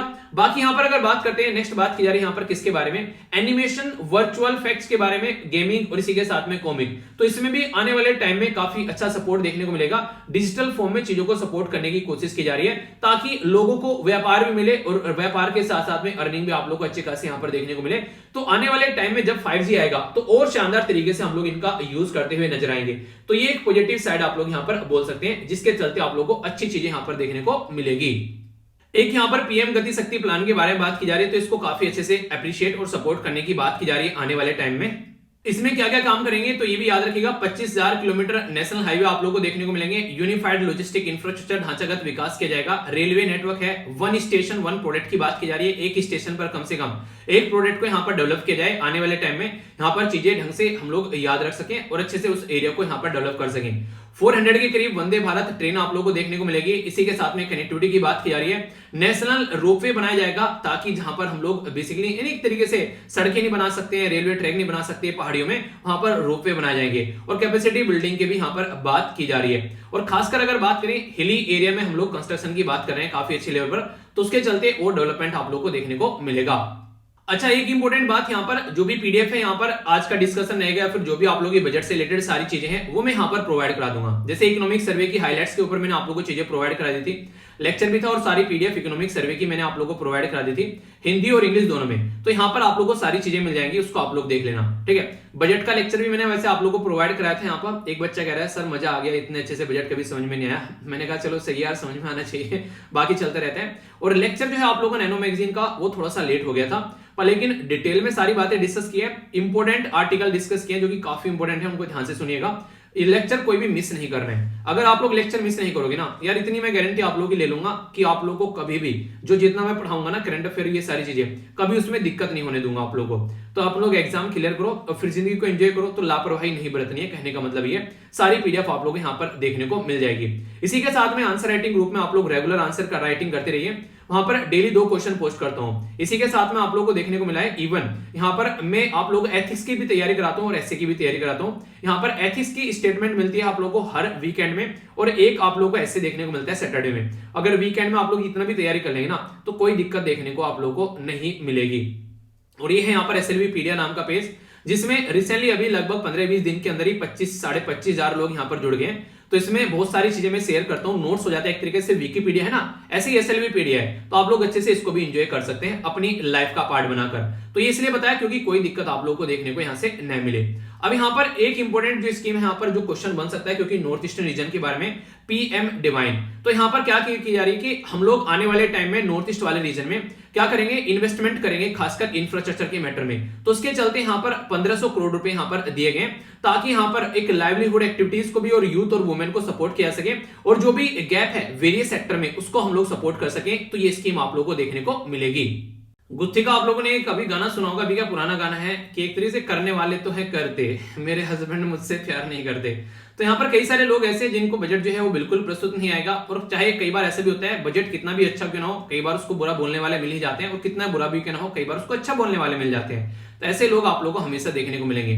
तो बात की जा रही है यहाँ पर सोशल सेक्टर के साथ में यहाँ पर एक विश्वासघात किया गया है कई सारे लोगों के द्वारा, यहाँ पर ये बोला गया। उसका रीजन क्या है, सोशल सेक्टर को जितना फोकस देना चाहिए था उतना फोकस नहीं दिया गया, इनका ये मानना है। और इनका मानना काफी हद तक सही भी है, क्योंकि गवर्नमेंट जो है वो लॉन्ग टर्म अप्रोच लेकर चल रही है फिलहाल टाइम पर, क्योंकि कोविड-19 ने चीजों को काफी बर्बाद कर दिया, तो लॉन्ग टर्म पैटर्न लेकर चल रही है। जब भी यहाँ पर अगर इलेक्शन आते हैं तो तब यहाँ पर जनता के ऊपर ज्यादा फोकस रहता है, उनको लुभाने के लिए काम किए जाते हैं, पर फिलहाल गवर्नमेंट जो है वो लंबे प्रोस्पेक्टिव लेकर यहाँ पर चल रही है, तो उसके चलते यहाँ पर ये मुद्दा देखने को मिलेगा। ठीक है, आगे बात करते हैं कुछ और इंपॉर्टेंट फैक्ट जिसके बारे में आप लोग याद रखेगा, जो कि आप लोगों से क्वेश्चन की फॉर्म में भी बातें पूछी जा सकती हैं। यहां पर जो इंपॉर्टेंट मुद्दा निकल कर आ रहा है, अभी यूक्रेन के बेसिकली मुद्दे पर इंडिया ने एब्सटेन कर दिया। एब्सटेन जो शब्द इसके बारे में आप लोग याद रखना, इसका मतलब है कि भाई साहब हम लोग वोट डालने आएंगे ही नहीं, तो ये काम किया गया इंडिया के द्वारा। तो यूक्रेन के मुद्दे पर हम लोग एब्सटेन कर गए, तो बिल्कुल अच्छा काम था। यहाँ पर कहीं ना कहीं हम लोग क्या कर रहे हैं, मॉस्को यानी कि रसिया और इसी के साथ में वॉशिंगटन यानी कि यूएसए, इसके बीच में हम लोग बैलेंस बनाने की कोशिश कर रहे हैं। यानी कि हम लोग ये भी दिखाने की कोशिश करेंगे कि हर जगह यूएसए के दबाव में हम लोग काम नहीं करेंगे,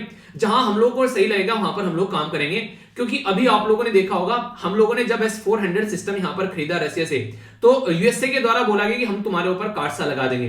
कार्डसा मतलब क्या है, countering American adversaries through sanction act. तो ये डोनाल्ड ट्रंप के द्वारा बदतमीजी करके ये कानून यहां पर बनाया गया था, तो उसी के चलते यहां पर भी बात की जा रही है कि इस एक्ट के थ्रू हम लोग प्रेशर में नहीं आएंगे। तो यहां पर इंडिया क्या बोल रहा है कि पुष्पराज झुकेगा नहीं। ठीक है, तो वही बातें बोल रही है गवर्नमेंट कि हाँ कौन झुकेगा नहीं, यानी कि तुम सैंक्शन लगाओ चाहे कुछ भी लगाओ, हम एक सोवरन कंट्री है। सोवरन मतलब हम लोग एक संप्रभुता वाली कंट्री है, कोई हमको आकर बोले कि तुम ऐसा कुछ करो तो भाई साहब वो हम करेगा नहीं। तो हम लोग अपने हिसाब से इंडिपेंडेंटली काम करेंगे। और बात वही आ गई कि प्यार से मांगोगे तो जान भी दे देंगे, और ज्यादा सर पे चढ़ोगे तो भाई साहब उठाकर पटक भी देंगे। ठीक है, तो इन्हें कहने का मतलब है कि अपने डिसीजन अपने आप लेंगे। तो इसका मतलब ये होगा कि अब यूएसए जो है वो भी सोचेगा कहीं ना कहीं कि हाँ इंडिया को बिल्कुल ऐसा नहीं है कि अपने बेसिकली कदमों में गिरा कर रख सकता है, जो चाहे उसके हिसाब से कर सकते हैं। हम लोग झुकेंगे वहां पर जहां हमारी रिक्वायरमेंट होगी हमारे हिसाब से। ऐसे तो ना कि तुम हर मुद्दे पर हम लोग को झुकाते रहोगे, तो ऐसा बिल्कुल नहीं है। और अगर आप लोग बोलो कि रसिया बहुत अच्छा पार्टनर है, बिल्कुल बहुत अच्छा पार्टनर है, पर लेकिन पार्टनर ऐसा नहीं कि वो आप लोगों को अपना फायदा उठाए बिना आप लोगों को फायदा पहुंचाता रहेगा। जब आप लोग थोड़ा सा इधर उधर होंगे तो वो भी यहाँ पर पाकिस्तान की गोद में जाकर बैठने स्टार्ट कर देता है। देखा होगा आप लोगों ने अभी रिसेंटली। तो इस तरीके से यहाँ पर कई बार आप लोगों को चीज देखने को मिलेगी। तो यहाँ पर कहने का मुद्दा यह है कि कोई भी परमानेंट दुश्मन और परमानेंट दोस्त नहीं होता।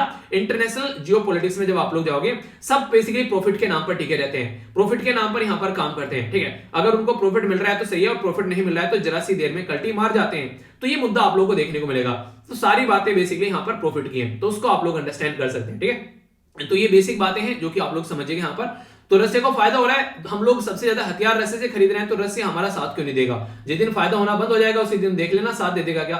तो सारी चीजें भाई साहब ऐसी चलती हैं दुनिया में। ठीक है, आगे बात करते हैं हेल्थ केयर के बारे में। मैंने आप लोगों को बताया दिया, एक टॉपिक था यहाँ पर ये। इसी के साथ में यहाँ पर बात की जा रही है बेसिकली किसके, सोलर पैनल के अंदर इसमें अच्छा खासा इन्वेस्टमेंट यहाँ पर किया रहा है 19,500 करोड़। तो एक अच्छी बात है यहाँ पर, ताकि आने वाले टाइम में हम लोग चाइना के ऊपर डिपेंडेंट न रहे, अपने ही देश में अपना खुद का इन्वेस्टमेंट कर सके।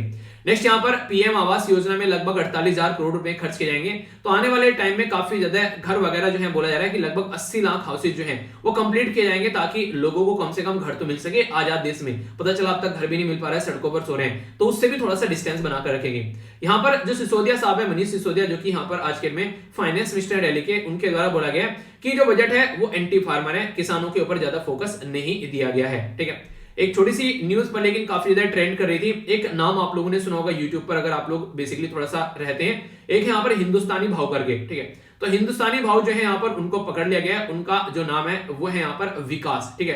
तो विकास पाठक जो है वो यहाँ पर उनको पकड़ लिया गया है और ये बिल्कुल ऐसे ही फंडा देखने को मिला जैसे यहाँ पर जो खान सर का फंडा निकल कर आया, जिनका नाम शायद असली नाम क्या है, शायद अफजल मतलब शायद अफजल नहीं, नाम निकल गया माइंड से, उनका नाम एग्जैक्टली जो नाम था उनके द्वारा शेयर नहीं किया गया था ना, तो उस दिन मैंने न्यूज़पेपर में पढ़ा था, फैजल खान, ठीक है। तो फैजल खान है, जैसे यहाँ पर इनका क्या नाम है, हिंदुस्तानी भाव है, वैसे इनका नाम क्या है, विकास पाठक है। तो इनके द्वारा भी स्टूडेंट को सपोर्ट किया गया, पर लेकिन सपोर्ट थोड़ा सा उस तरीके से हो गया कि उनके द्वारा प्रोटेस्ट कर दिया गया और दिक्कतें देखने को मिली। तो इंडियन पीनल कोड आईपीसी जो 353 है, ठीक है, तो यहाँ पर उसके तहत यहाँ पर ये दिक्कतें देखने को मिली कि अपनी जो ड्यूटी है उनको डिस्चार्ज नहीं करने दिया जा रहा है, खासकर जो सिविल सर्वेंट होते हैं, और इसी के साथ में पब्लिक जो सर्वेंट है उनको हर्ट किया जा रहा है, ठीक है। एक तरीके से कई सारे वो लगे इनके ऊपर, 332 हो गया, ठीक है, 427 लगा दिया, ठीक है, कि गलत तरीके से चीजें देखने को मिल रही हैं। 109 तो दुनिया भर के देख सकते हैं कितने सारे यहाँ पर बेसिकली उनके ऊपर वो लगा दिए, ठीक है।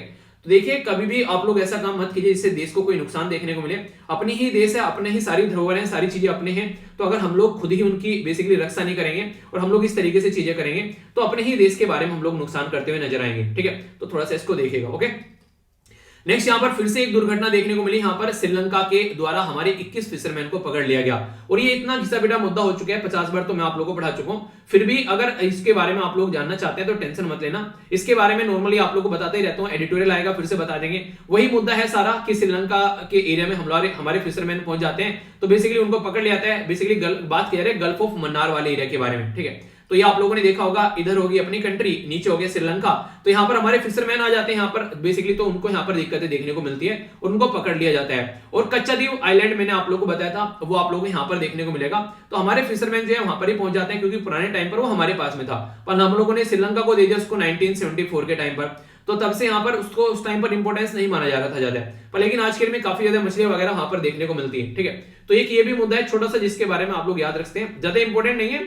इंडिया और श्रीलंका के रिलेशन के बारे में कुछ लिखने के लिए तो छोटा सा पॉइंट आप लोग यहाँ पर बोल सकते हैं। वैसे इंडिया और श्रीलंका के रिलेशन काफी सारे मुद्दे हैं, ये अकेला नहीं है। आप लोगों ने फिशरमैन के बारे में बात की, जैसे यहाँ पर बात करें रामलर ट्रेंको माले जो ऑयल फील्ड के बारे में हम लोगों ने बात की थी, तो ठीक है। इसी के साथ में एलटीटी वाला मुद्दा हो गया यहाँ पर, जो कि काफी ज्यादा आप लोगों को न्यूज में देखने को मिलते हैं। कोस्ट गार्ड वाले एरिया में आप लोग बात करें तो हमारी कंट्री और श्रीलंका जो है वो मिलकर काम करने की कोशिश करते हैं। फिशरमैन श्रीलंका के बहुत ज्यादा टेंशन में रहते हैं क्योंकि हम लोग ट्रोलर यूज करते हैं, ट्रोलर काफी ज्यादा मछलियां पकड़कर ले आते हैं जरा सी देर में, उसकी वजह से दिक्कतें यहाँ पर देखने को मिलती है। तो श्रीलंका बार बार चिल्लाता रहता है कि यार ट्रोलर यूज मत करो, हमारी कंट्री के पास में ट्रोलर नहीं है, और यहाँ पर ये मना भी करते हैं ट्रोलर वगैरह को यूज करने से। तो ये कई सारे मुद्दे आप लोग को यहाँ पर देखने को मिलेंगे, ठीक है। तो हल्का सा आइडियाज के बारे में आप लोग रख सकते हैं, कंफ्यूजन आप लोग को नहीं होना चाहिए, कंफ्यूजन होगा तो फिर आप लोग दिक्कत में आओगे, तो इसलिए इसको क्लियर रखिएगा, ओके।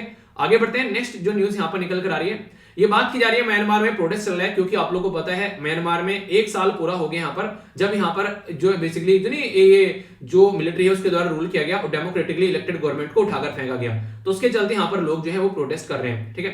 तो याद रखिएगा 2-3 दिन पहले ही मैंने इसके बारे में आप लोग को डिटेल में डिस्कस भी किया था। रेगुलर अगर लेक्चर आप लोग देख रहे हैं ना, कोई भी दिक्कत आप लोग को देखने को मिलेगी, ऐसी मैं गारंटी देता हूँ, ठीक है।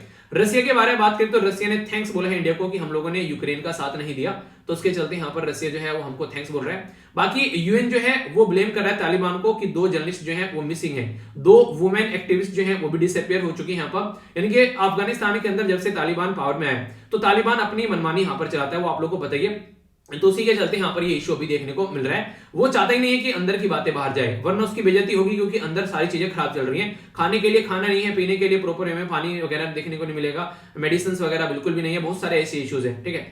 जापान जो है वो यहाँ पर अडेप्ट कर रहा है resolution on China right situation को लेकर, यानी कि हांगकांग उघर कम्युनिटी इशू के बारे में बात कर रहे हैं। तो यहाँ पर जापान जो है वो दुनिया के सामने चाइना की हरकतें रखना चाह रहा है। उघर कम्युनिटी जो मुस्लिम माइनॉरिटी कम्युनिटी है उसके ऊपर कई बार चाइना के द्वारा अत्याचार किए जाते हैं, तो जापान चाहता है कि वो सारी बातें जो है वो दुनिया के सामने निकल कर आए, इसलिए जापान यहाँ पर इसको लेकर आगे बढ़ रहा है, ठीक है।